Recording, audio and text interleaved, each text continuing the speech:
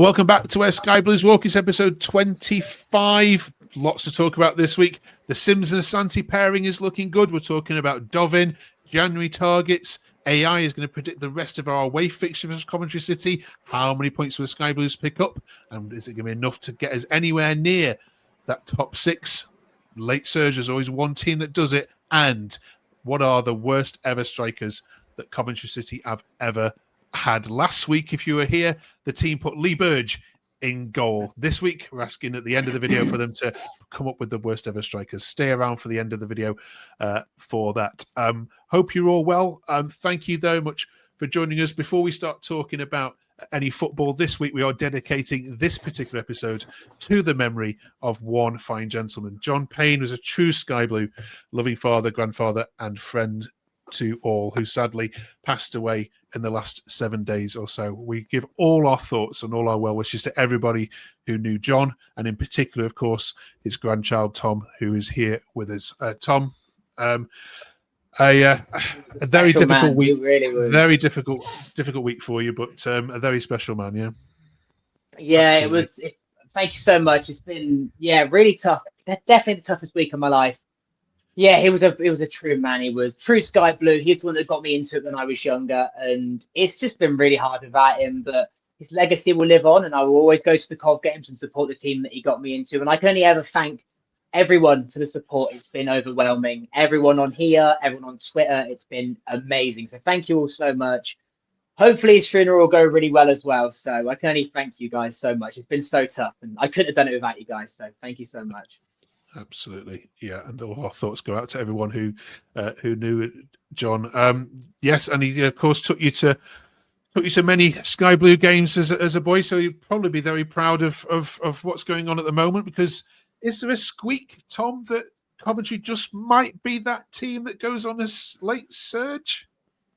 It wouldn't surprise me with our past recent seasons, to be honest. I think we're only 9 points off playoffs now, I'm pretty sure. So. Yeah.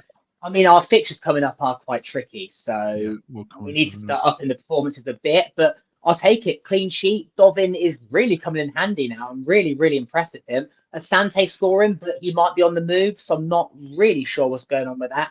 I read tonight that Blackburn have put a bid in for someone. They haven't said Asante, but they all seem to think it is. So I don't know. I feel like there's more to it with Asante. I feel like we're not getting a full package. I mean, a lot of people have already written him off.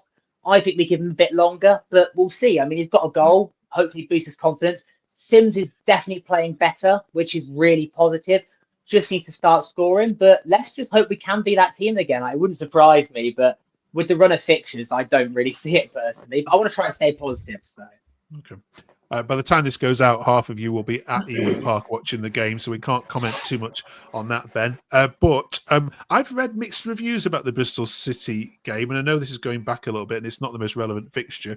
But here's just a couple of comments from some. SJW says, it was a tough watch on a cold afternoon. Two mediocre sides.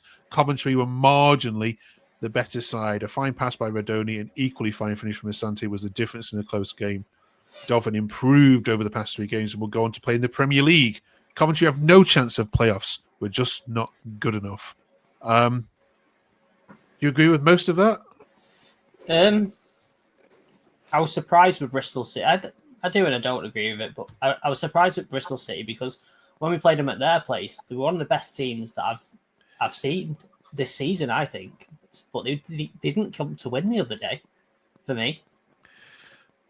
Is something going wrong with the mic? Or? No, we can hear you. Yeah. You're okay. Yeah, they just didn't come to win. They just sat in and just grinded it out. It surprised me a lot. But I think it depends on what we do in the transfer market this month, whether we can push on or not. For me, yeah, that's Liam Manning's tactic at the moment is to just not get a beat away and go for the wins. Goes for the wins at home. Sadly, there were others. Thanks for that, Ben. Others, Scott, that said. Rob said it was our best performance this season. The best game that Radoni, Torp, and De Silva have had in a Coventry shirt. Dovin was superb. Play up the Sky Blues. Leaving out a word there. Was it the best performance that you've seen this season? No, not for me. I must admit, I was a bit uninspired I think when Ben was talking about Bristol City, I thought for the first 15, 20 minutes, every time they broke, I thought they were going to score. There was quite a number of last-ditch tackles went in. And I think I looked at the clock, spookily enough, being the person I am. Dovin made a cracking save after about 17 or 18 minutes. And I think if that had gone in, it might have been a different result. But after that, they didn't really threaten too much. But, yeah, I just thought it was a bit of an average game, really. I don't think it's the best game that we've played this season from what I've seen. I think Luton at home was the best I think we've performed for 90 minutes or from start to finish, personally. Dovin, yeah, brilliant. Again, I think he made another one or two good saves in the second half as well. He's looking good. I can't think what else was put on there, but not the best game for me, Mark, no. But keeper's looking very good. Like him. Well, Scott, these were the games earlier on in the season we're losing. These tight games like that. Yeah. It's I did say at the end. Definitely improvements. Definitely improvements. I think we're getting slightly better. I think when we played Norwich, we played the same formation. I thought we were a lot better at Norwich. I thought we were a little bit disjointed and a bit rushed, certainly first half, Saturday. But I said the same, Ben. I said, it's the first time I can remember that we've won ugly for quite a while. Yeah. The way it turned out. But take the 3 points and the clean sheet. Thank you. Okay.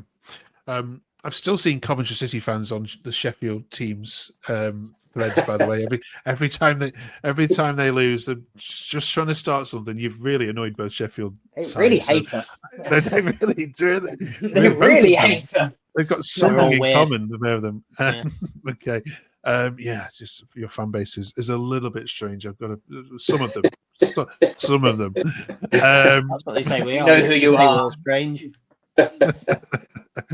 Let's talk about Asante then, because he's a player that's dividing fans on social media from what I can see. Some are saying I don't rate him, some are saying he's getting better, some are saying he needs Sims with him to get the best out of him. Tom, what's your assessment of him now that you've seen him obviously for a number of games? Do you rate him? I wouldn't say that much from what I've seen, but I definitely think there's potential there. I mean, West Brom fans seem to be really gutted that he left, and there's a reason for it. And how many goals he scored now? I think he scored 3 goals, one against Tottenham, and then he scored one against the game on Saturday. I think he scored another one as well. 4. Wow, okay. Well, I got that completely wrong. Thank you, Ben. But no, the goal on Saturday was actually a really well taken finish. So fair play to him, and he can score. And he does. He seems like a really genuine lad. His heart on his sleeve. He goes out there, he gives it 100. He runs a lot. But sometimes it just feels like he's running a bit like a headless chicken. However, that being said, I wouldn't mind keeping him unless it's big money involved. I think there's more to it, and I think keep playing him up there with Sims. I think especially, I think they'll both start scoring quite regularly. So at the moment, I wouldn't say I'd rate him that highly, but there's definitely potential for him to get way better, in my opinion. So, all right. Let us know what you think in the comments, please. This was just one Ben from an alternative view. Salih on BBC said, sure, it's a win, but until we get our best players back, we're going to have to endure more performances like this. I just don't rate Asante, as one goal today doesn't make up for the dozen open goals he's missed this season. Without better quality in the ball, we're a side in limbo, and the deficiencies of our back four will continue to find us out against better opposition. Added to that, Bruce says Sims needs to sort his timing out to win headers. He always lets the ball goes over his head. What's your reflections on those points? I think he gets a lot of stick unfairly, to be honest. And why is Stoke in for him and Blackburn in for him? Like, he's doing something, isn't he? I think you know what you're getting from him. He's versatile. He can play on the wing and up front. I think he's a good person to have around in the squad, and he's sort of like a bit like Callum O'Hare, sort of happy all the time, and you need them. He's got a lot to do, yeah, of course he has, but it's early days, and he seems to only score the hard chances rather than the easy ones. With a bit with Asante, but I'd keep him. I think he's technically quite very good, isn't he? He holds the ball up quite well for a small lad, and he puts himself around. I'd keep him. He's a good squad player, and if you want to do anything in this league, you need a good squad. Yep. Okay. Look at Leeds bench. Yeah.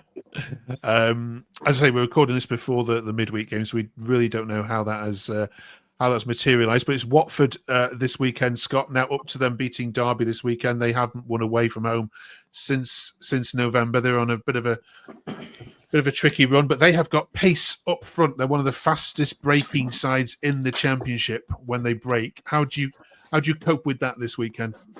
Good question. I think the players that we've got, I think if they're on their game, they should be able to cope with it. I think Kitchen's got some pace, he's got some aggression. I heard Bobby Thomas was ill before the game, even though he was on the bench Saturday. But again, like him as a defender, header, tackling, got some pace as well. I think they might be okay. I'd assume he's going to play 3 at the back again. Whether he'll play Binks or Latty, not entirely sure. But either of those, I would like to think we can cope with some pace. I think we did struggle against some of the pace on Saturday, but we're getting back in numbers. We're getting the last ditch tackles in, so I'd like to think we can go there with a central defensive midfielder, whoever that may be, sitting in front of the back 3 and supporting them as well. We got Milan. Well, blimey, I think he swept up everything on Saturday. That lad, he was the quickest thing I saw on the pitch by a long, long way, easily. But I think we'll be okay, and I've got us down for a win. Okay, good stuff. 2 weeks of the transfer window closes. Just as a general question to all 3 of you, latest rumours, and we're hearing lots of potential outs. I'm not hearing too many ins. Anyone got anything this week? I've got an in that I read. Schlupp, that's it, from Crystal Palace. Oh, from Crystal Palace, right. That would be a great signing. Apparently us and Stoke, so we're against Robins again. Us and Stoke are apparently in, and Blackburn as well. Yeah, it always seems to be them 2 teams keep popping up for us. Yeah. But that's the latest one. Jamie Patterson's the other one, isn't he? Oh, yeah. Oh, Patterson's training, yeah. He's training with us, yeah. All right. Hopefully by this time next week we can welcome some new faces. We've asked AI, of course, last week to predict the home games for Coventry. This week we've asked it to predict the away trips that Tom and Scott and Ben and the rest of you have still got to do this season. Forgive the funny old symbols here. It did mess up on my screen. It was ticks and crosses, I promise. It's predicted that you're going to win 2 more games. You'll go to Swansea in a couple of weeks' time and win there. You'll go to Derby. 3 more games. Sorry, you go to Derby and Plymouth and win there, and then you'll get draws at Blackburn, Oxford, and Luton. So that's a nice, healthy 12 points. Would you take that, Ben? If I offered it to you now? Yeah, probably. Yeah, I would. And it's predicting that you'd lose at both Sheffield clubs and Hull City, and probably because you've fired up these Sheffield clubs and they're ready to absolutely thrash you, especially if you Sheffield United, if you start who. Scott, would you take 12 points? Yeah, I looked at it when earlier, and I put us down for 13, so I'd take the 12 if they're run off the mark. Yes, definitely. Okay, all right. How realistic, Tom, do you think it is, given what you've been watching? Very. This whole season's been a bit underwhelming, but yeah, I think it's pretty realistic. Looking at the AI, I think they've got it spot on. Really, I don't see us getting any points against Sheffield United away. Sheffield Wednesday's home record's pretty decent. Oxford, I wouldn't mind the win, but their home record's been really good this season as well. So I think it's spot on, really. Yeah, okay. I can't really complain. All right, let us know what you think in the comments below. And of course, finally, this week it's the month of January, so we are predicting the worst ever. We are putting together the worst ever Coventry side there's ever been in the Championship era. Last week, Scott and Tom decided on the goalkeeper, and that was that Lee Burge definitely deserves to be in there as the worst goalkeeper. I say Collins. We weren't allowed to say Collins, were we? We wouldn't let you put him in there. Right, worst strikers then. Worst strikers you've ever seen. Ben, can you kick this one off for us? Oh, don't waste any time there. Kevin Kyle. Expand on why?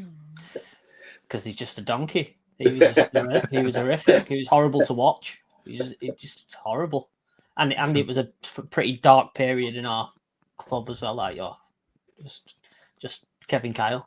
Okay, Scott.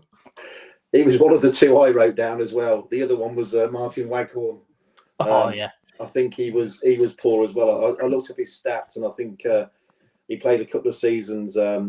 He scored 2 goals in 38 appearances, and pretty poor. Yeah. I've got another one. I think people have forgotten my one. So go on then. Who remembers Sean Maguire?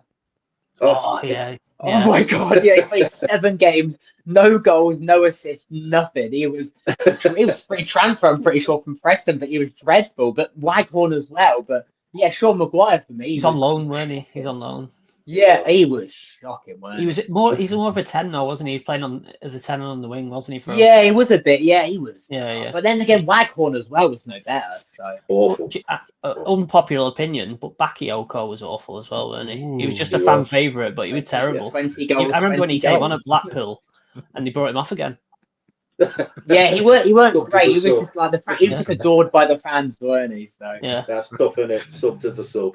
yeah. Right. Let us know in the comments if they've missed any, and otherwise we'll stick those two in up top. Next week we are doing the whole back line, so central defenders, left back, right back. Who's the worst you've ever seen? Join us for that. We're also, of course, going to review the Blackburn game next week and talk about how the weekend game has gone as well. Join us for that. Have a great week, you lot. Thanks for all your comments and thanks for all your support on the channel as well. Can you help us get up to 300 subscribers? That'd be amazing. Otherwise, we will see you in a week's time. Have a good week, everyone.